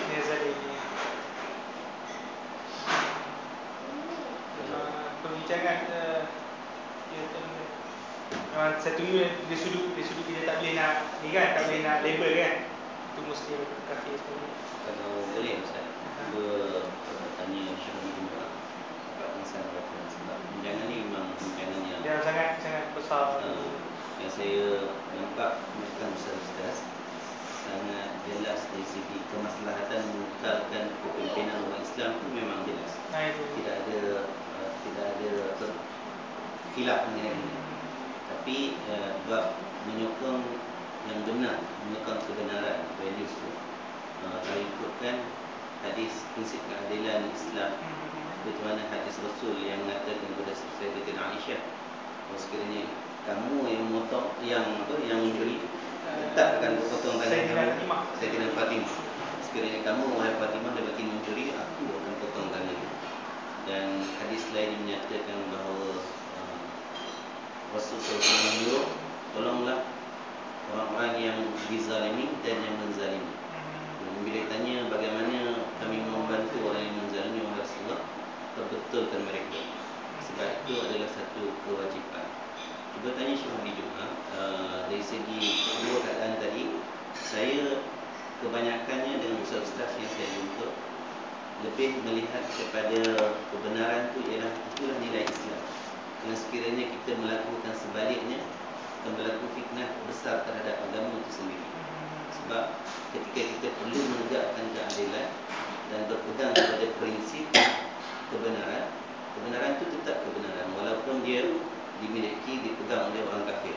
Atau kata Sayyidina Ali, sekiranya kebenaran itu datang kepada budak kecil pun, mati raya sebagai kebenaran. Tapi bab kepimpinan dari dia lain sikit, dia tu hukum politik, dia lain sikit, nilai lain lah satu tadi masalah. Dia kata nak pilih pemimpin kan, ni tuan tanya kan, sebelum pemimpin. Jadi memang isu memilih pemimpin ni dia lain sikit bincangan dia. Dia tak boleh nanti saya akan menariklah ini yang buat di tuan. Ada reference daripada sirah menarik sebab 4 model yang Ustaz muka ni memang tak pernah jumpa lagi dari segi kriteria segregation ni kan. In fact kalau boleh sejarah Islam Malaysia ditulis balik seperti ni, mudah kita buat reference. Sebenarnya syariahnya ni saya nukil dengan idea tu. Dia menarik tu. dia menarik topik model hidup bersama. Sebab saya ingat bila saya belajar sosiologi Islam dulu, walaupun setahun, saya ingat salah satu topik yang paling susah adalah topik penggunaan dalam Islam. Asas dia adalah mengenai istilah dua je, ummah dan hijrah. Kan? Tapi memang lebih kepala lah topik ummah, di mana Islam bergerak atas ummah. Dan juga macam mana Islam berkembang dan Islam maju atas konsep hijrah. Kemajuan Islam. Tapi nampak itulah macam yang kan maksudnya bila Syari cerita pasal konsep umat. Dia sebenarnya okey umat Islam je kan. Tapi sebenarnya ada lagi satu umat, dia umat juga. Orang non-Muslim pun stay umat Nabi SAW. Tapi perlu still interaksi juga dengan dia orang. Di kadang-kadang kita overlook sebab yang bukan Islam pun kalau kita menzalimi dia, dia ada hak di akhirat nanti. Dia ada hak pula.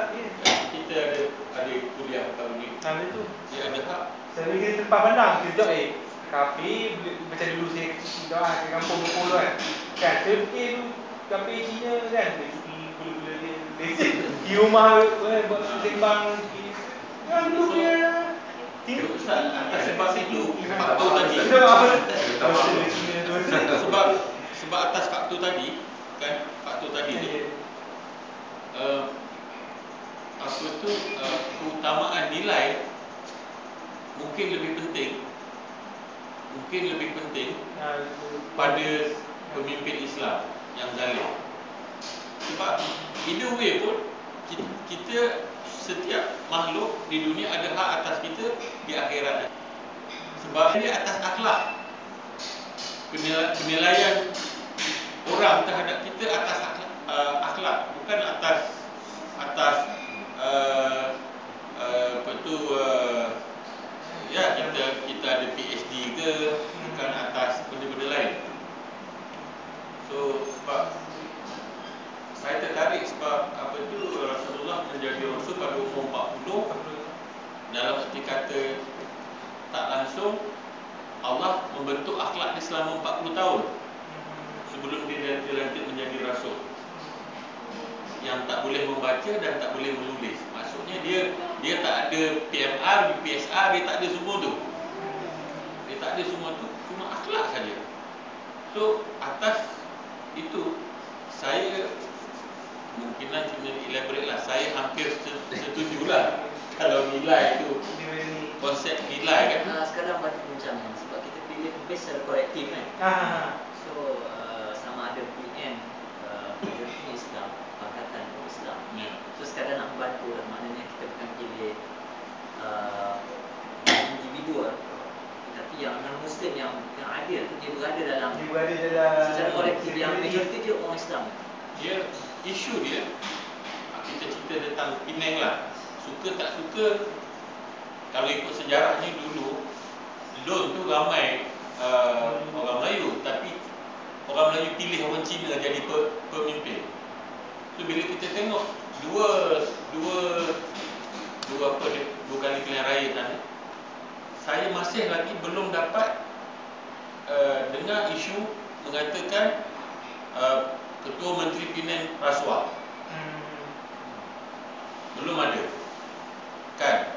Tapi di pihak yang Melayu punya banyak isu tu. Betul tak? Saya nak tanya, kalau macam perlembagaan kita pemimpin tertinggi agung ke kan? Yang tinggi lah, yang punya ada power lah. Agung kan? Masalah lah. Itulah masalah ni $1 ni. Dia pergi pemimpin tertinggi baru bincang isu Muslim ke non-Muslim tu dia tinggi. Tapi kalau pemimpin bawah-bawah negara, pemimpin bawah-bawah menteri menteri besar, itu tak ada isu dah. Tak ada isu Muslim non-Muslim dah, dulu tak ada. Sebenarnya sempat bincang dengan bukti tulis yang dulu lah kita cuba nak kata ada beza waliul am dan waliul am. Ada beza. So agung tu waliul am. Tu waliul am. Jadi tak ada masalah lah. Agung das, itu saya tanya. Kalau demonstrasi against waliul khas ni boleh. Jangan against waliul am. Itu dia hujah lah. So kalau menentang agung, yang itu memang Arab. Kalau khusus tak ada. Itu dia sebut lah. Demonstrasi saya rasa kena pinjam balik lah di sudut demonstrasi tu. Tapi kalau di sudut pemilihan situasi pemilihan Muslim ataupun non-Muslim, itu adalah ketua tertinggi negara. Itu yang pembicaraan yang kita sebut tadi, Ibn Taymiyah dengan lima ulama tu. Itu kepimpinan tertinggi. Macam contoh setengah negara macam Turki, kepimpinan tertinggi presiden ke ketua tentera? Presiden. Presiden. Itu waktu tu bincang Muslim ke non-Muslim.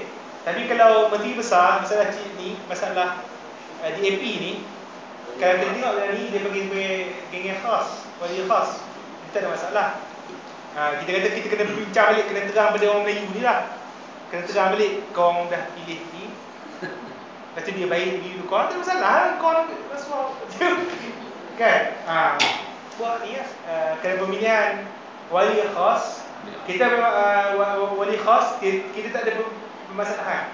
Muslim ke, non-Muslim ke, perempuan ke, lelaki ke, itu masalah kita bincangkan.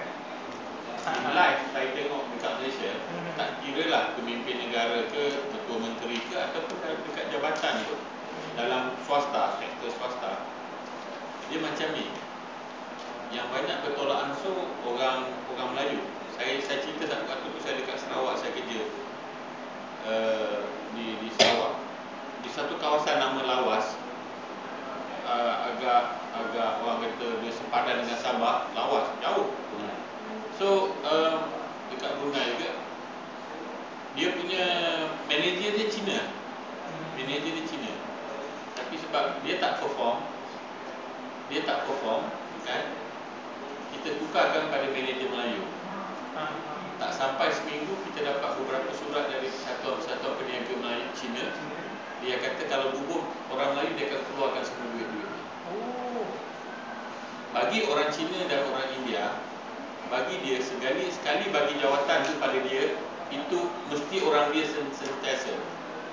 Bagi orang Melayu tak. Kan? Bagi orang Melayu dia tak ke situ. Dia apa, kali ini dia kan nama nanti kan masuk orang, dia pun tak kisah. Itu serius. Kita tak melawan sebab kita rasa comfort zone. Kita di comfort zone kan. Hingga sampai Ini dalam isu perniagaan ke perniagaan? tak kira dia isu perniagaan ataupun dalam apa. Cuma saya rasa kawan-kawan saya Cina yang saya tak pernah dengar lah dia kata dia nak jadi Perdana Menteri. Saya tak pernah dengar. Yang saya rasa dia kata dia cuma nak berniaga saja. Dia minat nak berniaga, buat duit, itu aja. Dia tak kira menteri itu siapa ke, memang dia tak minat. Cuma silap kita di Penang lah. Kan? Sebab kita pernah orang Melayu pernah ada don paling banyak. Kan? Tapi saya tak tahu atas dasar apa dibagi pada orang Cina sampai sekarang. Tapi di Perak lain. Di Perak PAS tak banyak kursi. Dan DAP boleh bagi pada orang PAS. Yang itu kita sebut pasal nilai. Itu kita sebut pasal nilai. Tapi tengok pada perlembagaan yang Melayu kan, yang perlembagaan negeri kan. Ada tubuh kan. Macam Narika yang tapi dia lebih rapat pada keadilan. Dia tak rapat dengan PAS. Kan? Dia tak rapat dengan anyway, itu mungkin tak kena dengan topik, tapi kalau kita kupas yang apa Ustaz bawa ni model ni, yang menarik dia yang nombor 3 tu, sebab that is where kita kena tahu strategi macam mana kita orang kata model hidup bersama. Sebab orang Melayu dengan Cina yang bukan Islam, kita hampir sama. Kita sama. Itu mungkin saya nampak bagi pendapat saya lah kan, dalam realiti Malaysia sekarang ni. Saya tengok mungkin kena kita ni dalam sekarang ni dimainkan isu kan, saya tak kira lah BN ke mana. Ada main isu, kita kata sekarang ni main isu perkauman tu. Bom jangka masyarakat rosak di Malaysia ni adalah isu perkauman. Boleh bom. Jadi bagi saya pendapat saya lah, berdasarkan apa yang kita ambil daripada Nabi SAW, kita kena peringatkan balik isu perlembagaan, isu kontroversi yang kita bina sebelum ini dengan China, orang India, supaya benda tu boleh dileraikan dengan sebaik. Orang Cina tak pernah bangkitkan pasal masalah perkauman. Melayu kan? Sebab saya ingat ada benda lain. Ada cerita di sebalik cerita. Saya ingat sengaja di apa, hingga kan ada seorang menteri tu siapa dia kata nak lempang orang Cina kan. Saya tak tahu kenapa tiba-tiba dia main provokasi. Tiba-tiba ada orang nama Datuk Jamal lebih powerful daripada polis. Ali Tinju lebih powerful daripada Ketua Menteri Melaka. That means bila dia berani macam tu, ada kuasa-kuasa, ada orang lebih ni yang bagi dia support. Hanya untuk kita lupa pasal kes-kes yang lebih serius, pasal satu MDB, pasal tu. Itu satu change of tu aja. Dia tak ada kena-mena. And the worst part is, setiap kali bila buat, hari ni ada satu kes budak Cina kena curi, lari Kajang Sungai Tua, dengan kata budak Melayu yang nak colek. Tiba-tiba taksi pun orang Melayu juga yang dapatkan. Itu belum tahu lagi macam mana dijumpa budak ni. Jadi konsep satu Malaysia setiap kali cuba diapi-apikan masih belum menjadi. Saya ingat dia nak api-apikan sebab tujuan satu, nak larikan isu satu, dia nak tangkap pemimpin-pemimpin pembangkang. Sebab dulu pun macam tu, operasi lalang ke apa kan, nak cari alasan untuk tangkap je. Belum dapat. Dia nak kekalkan momentum sokongan Melayu. Ya.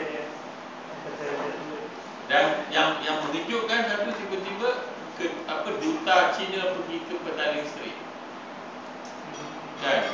Kita lepas tu dengan apa, minta duta datang jumpa lah apa. Kan? Tak siapa telefon agaknya lepas tu benda tu duta tak kisah pun. Kita tengok macam mana kita punya akhlak, kita punya akhlak tu dia orang dah tahu dah, memang cekai. Kan? Saya bincang dengan kawan pasal kerja. So dia cerita lebih kurang macam ni lah. Dia cerita macam dia kata waktu zaman tu Mahathir, kalau dia buat satu polisi, dan tiba-tiba ada jabatan kementerian, satu jabatan di kementerian tak buat, siaplah orang tu mesti pindah dengan tu. Zaman Najib Mahathir tak ada respect. Kamu buatlah undang-undang apa, kabinet dulu siapa pun, dia orang tak peduli, tak jalan katanya. Sampai macam ni. Sebab apa? Lipat tuah. Selagi kita sokong, selagi kita orang Melayu, kita sokong. Ini Datuk Najib orang Islam. Selagi itu kita akan dipandang hina oleh masyarakat luar. Betul. Kamu akan sokong sampai bila? Sampai duit betul habis, dah bankrupt, kan? Dan lepas tu jangan harap bangsa lain akan hormat kita lagi. Dan jangan kita salahkan dia orang. 3 tahun lepas, India yang paria tu sekarang pun lebih bagus dia punya akhlak. Saya cakap, sebab saya kata isu akhlak ni penting, kan? Tiba-tiba kita letak kita punya maruah tu serendah-rendah, kan? Macam saya pun dekat Facebook kan, Umar ni seberang boleh nampak, gajah depan ni kita tak boleh nampak tu. Tak boleh nampak, kan? Hati dah gelap. Saya tu tulis itu ibarat, saya ingat ada ustaz cerita lama dah kan, ibarat semut hitam berjalan di atas batu hitam pada malam dia gelap. Itulah hati kita. Masalah dia orang generalize kan, itulah orang Melayu.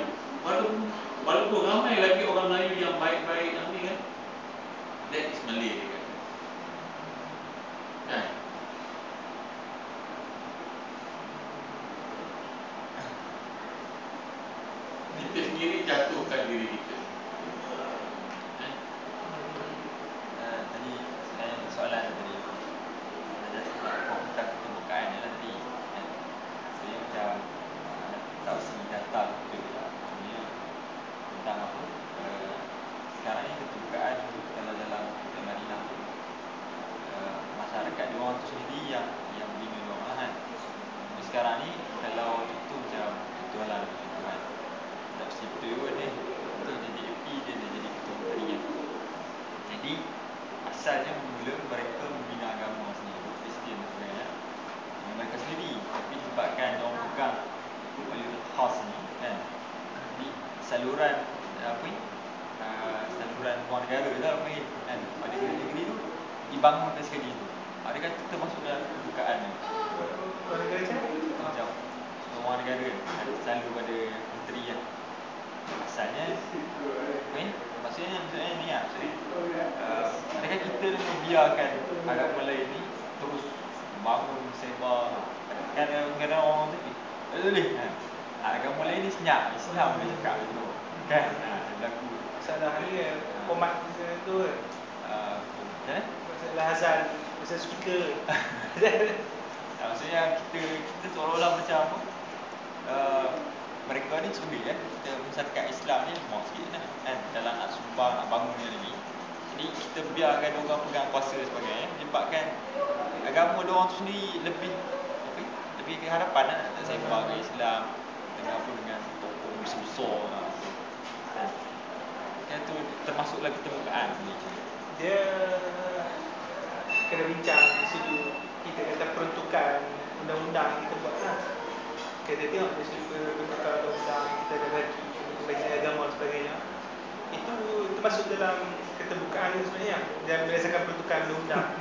Tapi kalau kita tengok memang dibincangkan ketika keturunan berkenaan dengan komuniti-komuniti non-Muslim, berkenaan dengan mereka membina, contoh membina bangunan-bangunan yang seperti gereja dan sebagainya.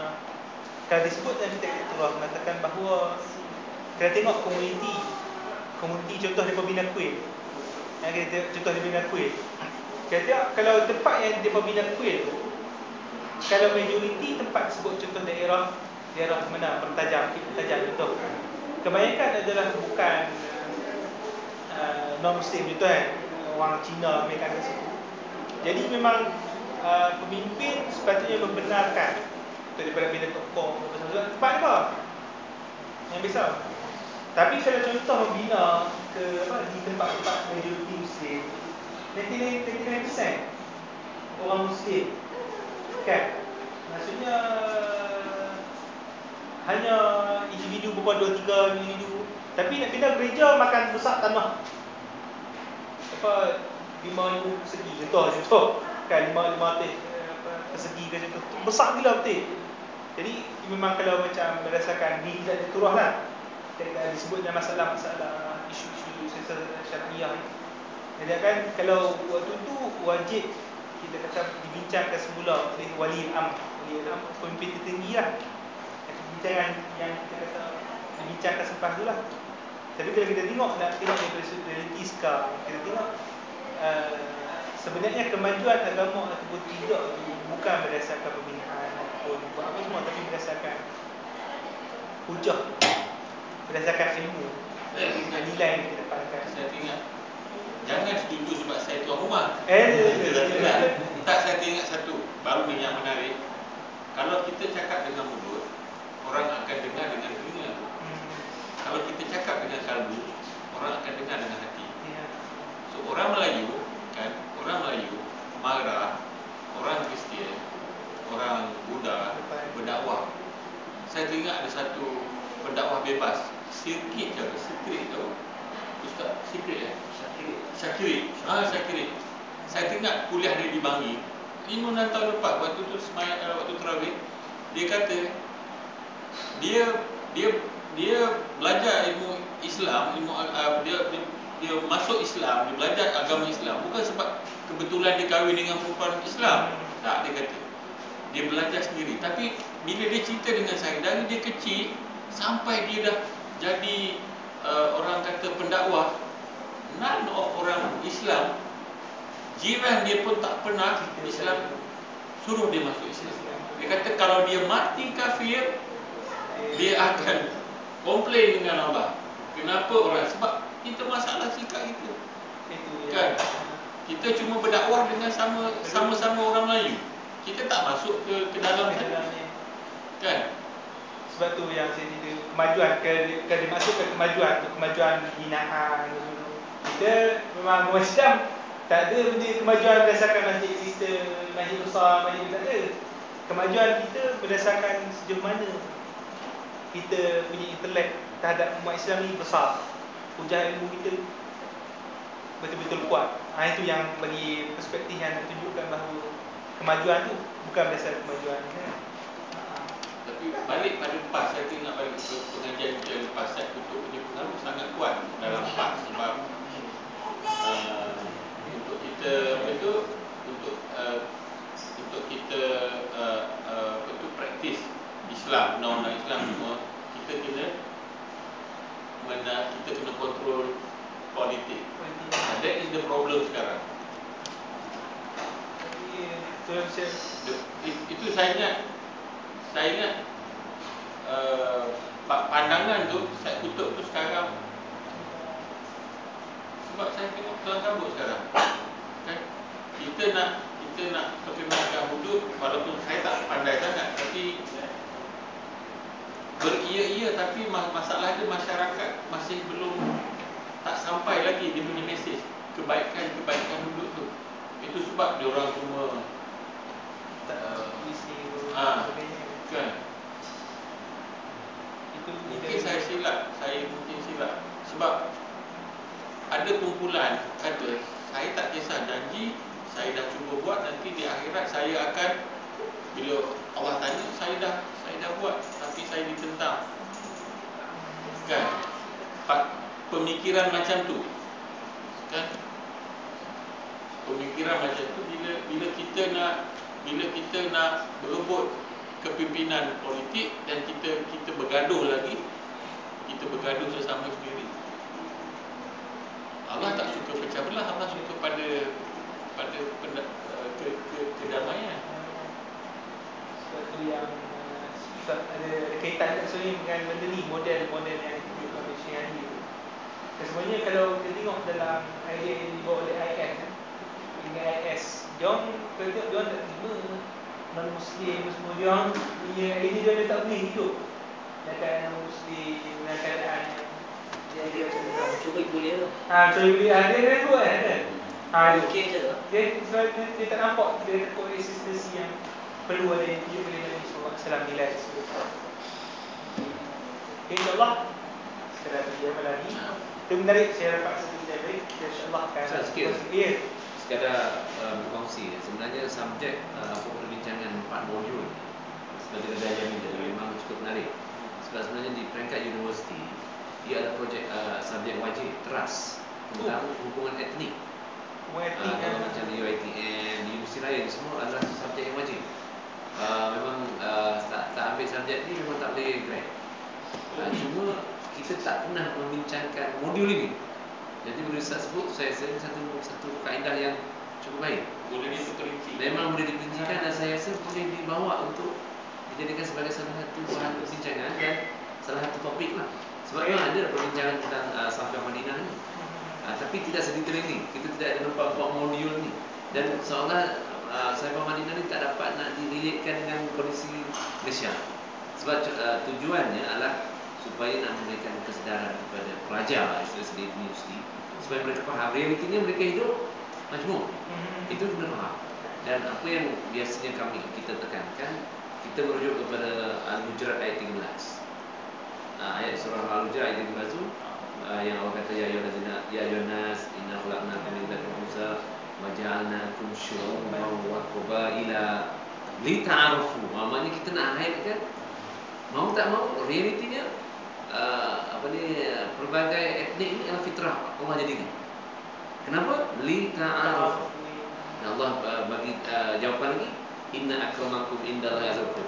Yang sebaik-baik kamu bukan Melayu, Cina, India dia, tapi takwa. Itu yang kita highlight lah. Tapi Tapi dengan 4 modul ni saya rasa kalau boleh di pusat perincikan, boleh Saya ada kata kerja sebenarnya. Cuma Oh, saya tak sempat print. saya rasa boleh banyak kata kerja. dan sebenarnya subjek ni sudah lama dan saya dah mengajar almost 4 tahun dah. Oh, ya. Memang subjek wajib. Gabungan etnik. Profesor Nadia. Saya nampak satu yang amat Yang kita boleh keluarkan. sangat menarik. Bagus. Ada Ustaz kata tadi kita kalau bincangkan Safa Madinah tu lebih menarik. Saya tunggu yang untuk perbincangan tu dulu. Sebab kita nak highlightkan macam mana kita nak bincangkan Safa Madinah tu dalam konteks umat etnik tu dengan lebih begini. Dan mungkin saya boleh cadang nanti saya boleh bantu Ustaz untuk ceramah di Malaysia. Untuk bincang. Saya rasa memang menarik sebab memang subjek ni subjek yang keras, wajib di Universiti Malaysia. Tapi saya tak tahu bagaimana penerimaan orang sini dia. Tapi kalau kami di UiTM tu kami tekankan. Saya cara Ustaz present tadi tu, orang bukan Islam tengok dia akan appreciate piagam Madinah tu, betapa keadilan tu ditekankan dalam kata Islam. Nanti cara Ustaz bahagikan tadi tu membuka minda Piagam Madinah tu dahsyat dia sebenarnya kalau yang paling baik sekali mensyarahkan Piagam Madinah adalah Syekh Ramadan Al-Buti dalam Fiqh Sirah. Yang tu memang perbincangan yang sangat-sangat detail lah. Fiqh Sirah Syekh Buti. InsyaAllah itu memang detail. Mungkin saya tambah sikit lah sebab saya teringat kisahnya kita duk marah pasal orang bukan Islam. Bukan Islam. Apa semua. Saya teringat pula polisi pemimpin-pemimpin yang dikatakan Islam 20-30 tahun yang lalu, contohnya Tun Mahathir, saya hormat dia atas isu duniawi pembangunan, tapi apa yang dia buat tu dihapuskan Jawi Jawi Zaman dia. Zaman dia Ada sebelum Johari tu. sebelum tu.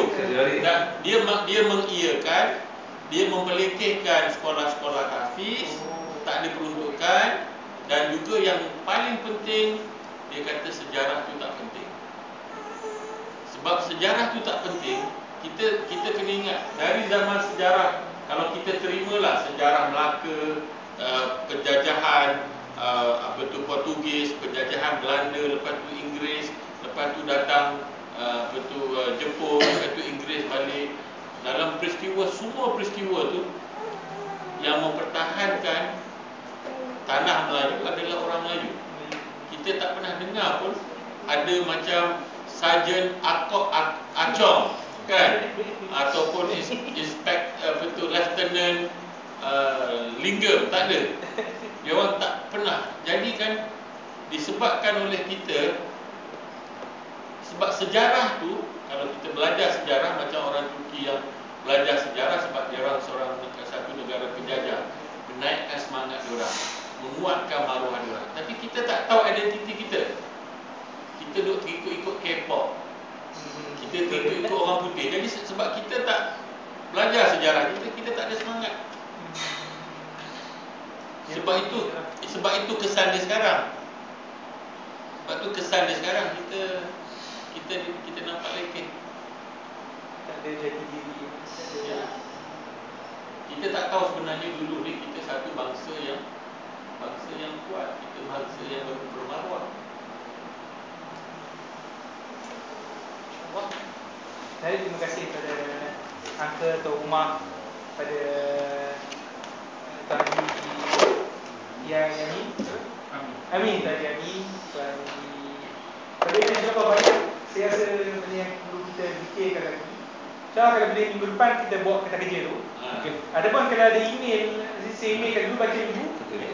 Lepas tu kita minta, sebab dia ada isu-isu yang berkaitan usul fiksi, iaitu perbincangan berkenaan dengan nasakh dan mansuh. Iaitu setengah-setengah orang kata kan Nabi SAW berpindah dari Mekah ke Madinah. Itu hukum. Ya, itu nasakh mansuh ada hukum, ada dia orang masuk sekali. Nasakh mansuh besar sejarah. Sejarah tu bukan maksudnya dari sudut style yang Nabi bawa tu. Dia orang kata itu pun nasakh juga. Itu ada perbincangan juga.